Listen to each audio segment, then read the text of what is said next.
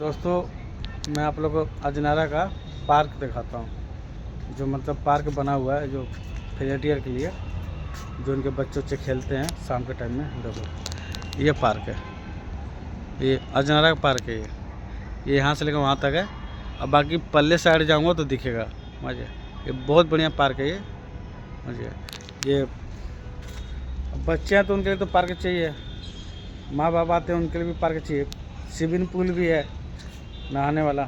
शाम के समय बच्चे नहाते हैं, उनके माँ बाप भी नहाते हैं शाम को। इस टाइम में गर्मी के समय है, सब नहाते हैं, एंजॉय करते हैं।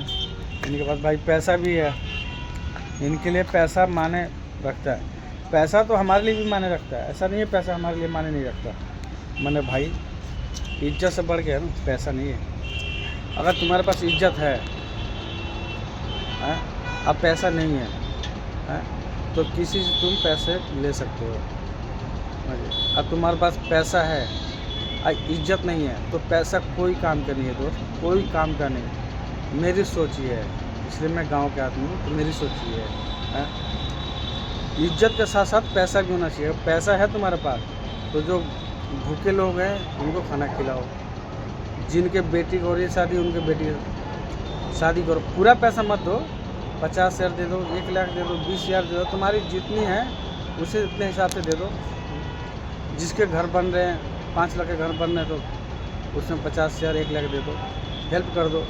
बहुत लोग कहते हैं अरे कमा रहे माँ बाप अपने लिए, हम क्यों किसी को दें। भाई ये बात सही है कि क्यों किसी को दें। ये भी हो सकता है कि तुम किसके दुआ से तुम कमा रहे हो, किसकी दुआ से आगे बढ़ रहे हो, ये तुम्हें अंदाज़ा नहीं है।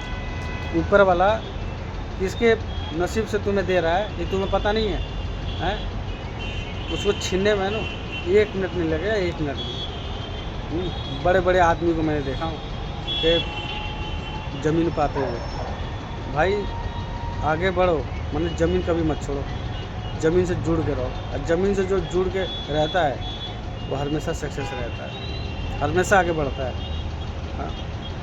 किसी को दान पुण्य करने से कोई गरीब नहीं होता, अमीर हो जाएगा और अमीर बढ़ जाएगा, ऊपर वाला और उसको इज्जत से नवाज देगा।